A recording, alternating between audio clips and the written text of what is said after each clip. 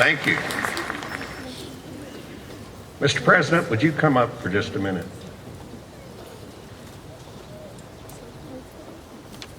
I want to remember this day, so could we take a selfie?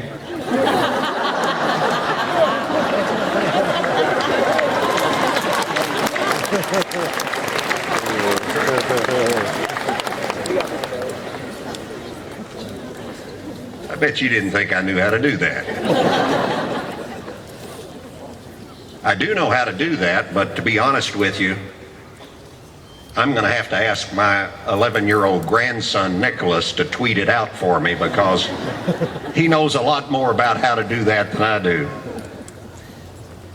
You know, back when we were graduating from college, we didn't have cell phones or tablets or computers or even DVDs or digital anything. I know that's hard to believe, but those were the days before the dot matrix computer printer and even before Atari's Pong video game. Imagine that. A world without Xbox, texting, Netflix, cloud computing. It was also a world without the opportunity that all of this technology now creates. You all are growing up in an incredible era where communication and interaction are easier and more instantaneous than ever before, thanks to handheld electronic devices, cutting-edge software, and new social media platforms. These are amazing tools. The ability to create and communicate with the masses at any moment presents amazing possibilities. But just like the mutant abilities of the X-Men, they can be used for good or for evil. Platforms like Twitter, WhatsApp, Snapchat can be used to foster conversations, can be used to build camaraderie. But they can also be used to spread vitriol and hate, to undercut, to destroy.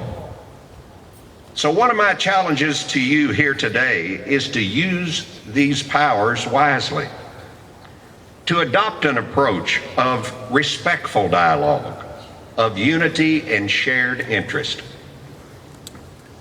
This nation and this world are being beaten to death with rigid ideology that forbids collaboration and favors rabid attacks over civil discourse.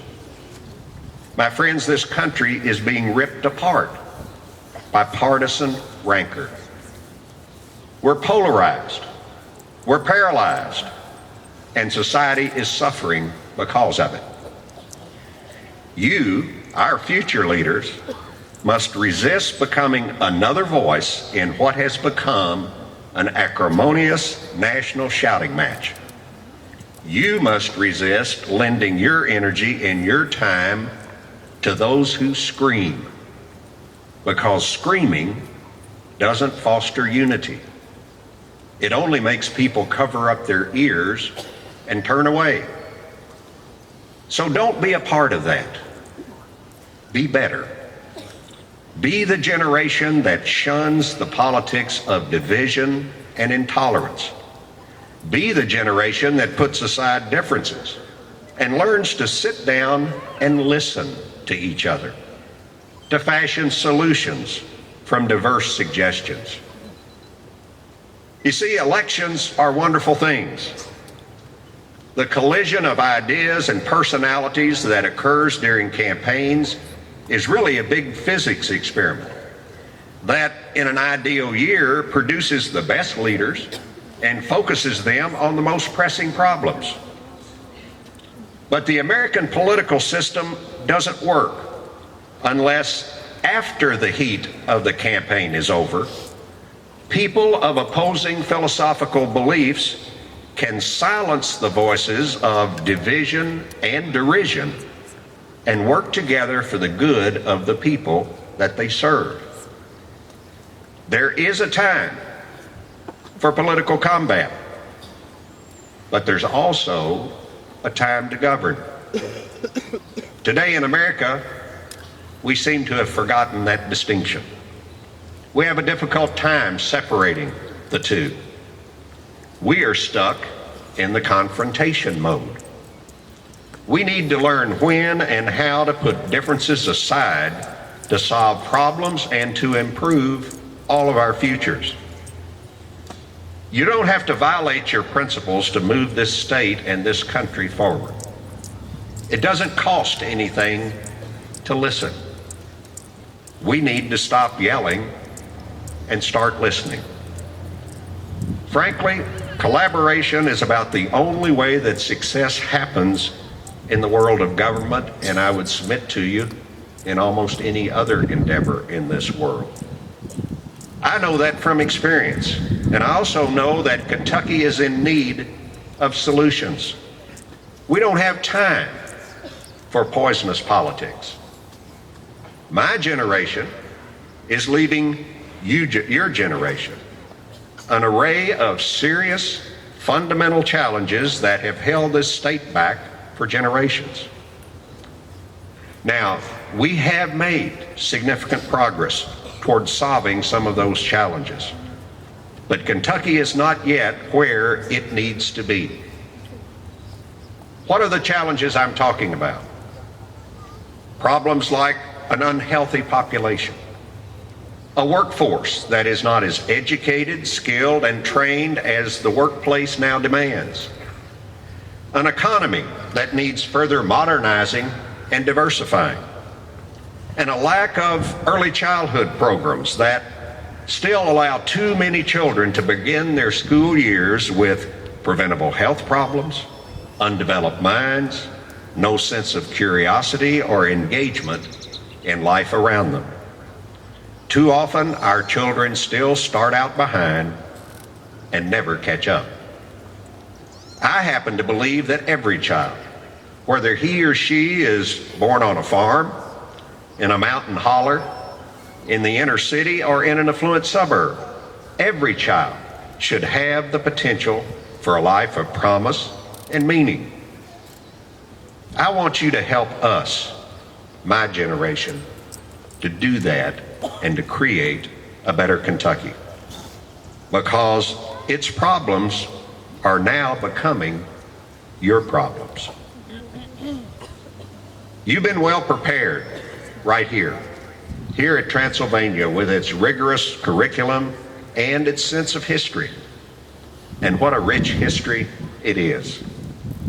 Few schools can list the likes of Henry Clay as a former teacher, or Jefferson Davis, Cassius Clay, and a member of the Lewis and Clark expedition as former students.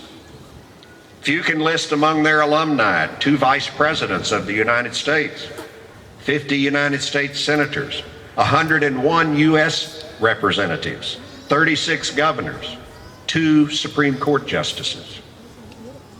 You, the graduating class of 2015, can follow in those footsteps. So I urge you to put aside your cell phone apps and step outside your normal sphere of interaction and comfort and fight for progress.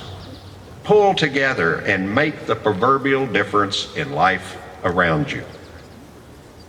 Set a big agenda for your life. This world is more creative, imaginative, resourceful, and exciting than it's ever been. And you, the people who are just graduating out of college, are the ones who are doing these innovative things. When I was your age, and yes, I once was your age, career paths were pretty limited and clearly defined. Teacher, lawyer, doctor, nurse, firefighter, electrician, secretary, welder, construction worker, accountant, and on and on. Well, the world isn't that simple anymore. Today, the range of careers available to you has expanded exponentially to include many jobs that didn't even exist just a few years ago. and that range is growing by the day. I've heard it said that whereas my generation had to go out and look for a job, your generation just goes out and invents one. And you will continue to reinvent yourselves over and over during the course of your lives. So, invent an app, cure cancer, perfect alternative energy, head off climate change, develop a strategy for immigration, make Kentuckians healthy, eliminate poverty. For you, the Transylvania class of 2014, the world is the limit. Well, come to think of it, I probably shouldn't even say that, because by 2023, we're trying to get to Mars. So for you, the universe is the limit. So go for it. Thank you.